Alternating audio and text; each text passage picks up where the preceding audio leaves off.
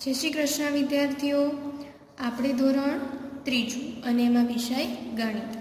ગણિતમાં આપણે 9મો પાઠ છે કેટલા વખત તે અભ્યાસ કરતા હતા. તો એમાં આજે આપણે પેજ નંબર 31 ઉપર પ્રશ્ન નંબર 10 નીચેના દાખલા ગણો તે અભ્યાસ કરવાનું છે. તો એમાં આપણે દાખલા છે તે જોવાના છે અને શીખવાના છે. તો એમાં પહેલી રકમ છે તે સમજીએ. પહેલું છે, એક ખોખામાં 10 પેન્સિલ છે. આવા 5 ખોખામાં કુલ કેટલી પેન્સિલ હોય?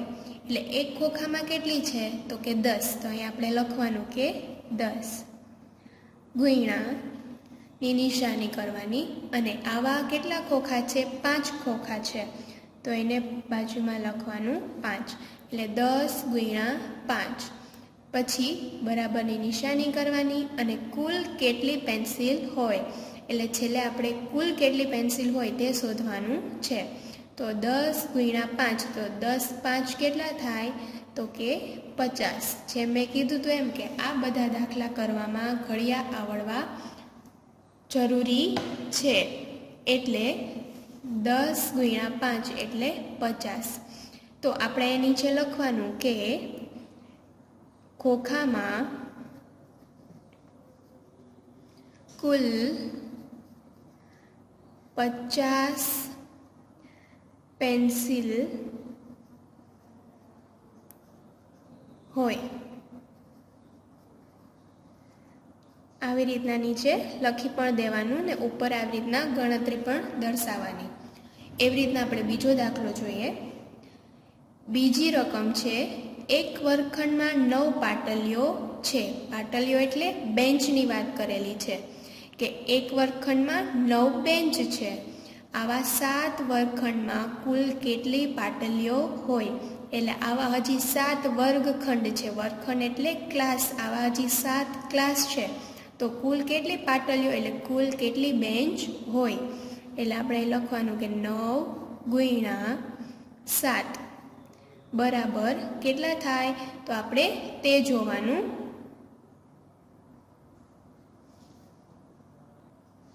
અહીંયા એનો જવાબ લખવાનો 63. 9 7 63 એવી રીતના. અને પછી એની નીચે વ્યવસ્થિત જવાબ લખવાનો કે વર્ગખંડમાં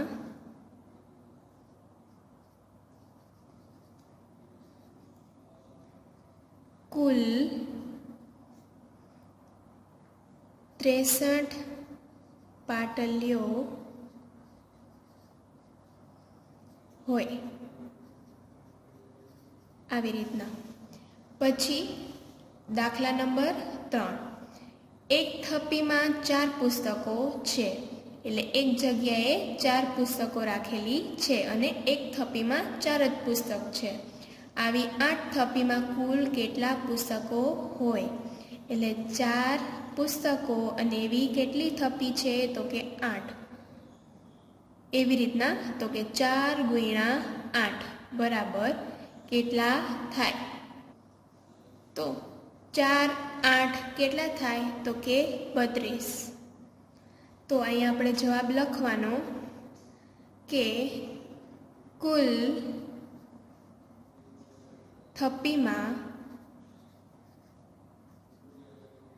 32 પુસ્તકો હોય. આવી રીતના લખવાનું છે.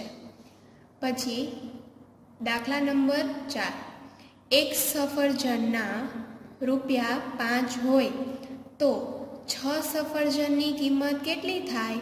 તો આપણે લખવાનું કે 5 રૂપિયાનું એક સફરજન છે. એટલે પહેલાં 5 લખ્યા, એને ગુણ્યા 6, કારણ કે 6 સફરજનની આપણને ગોતવાના છે કે કેટલા પૈસા થાય. તો 5 ગુણ્યા 6, 6 5 કેટલા થાય તો કે 30. તો આપણે નીચે લખવાનું સફરજનની કુલ કિંમત 30 રૂપિયા થાય. આવી રીતના આપણો દાખલો ચોથો છે તે પણ પૂરો થયો. હવે જોઈએ દાખલા નંબર 5.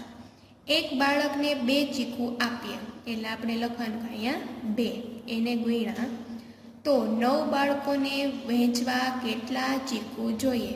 તો 2 ગુણ્યા 9, 9 2 કેટલા થાય? તો 9 2 કેટલા થાય? 18, એટલે આપણે લખવાના 18. તો એનો જવાબ આપણે લખ્યા અહીંયા 18 ચીકુ બાળકોને વહેંચવા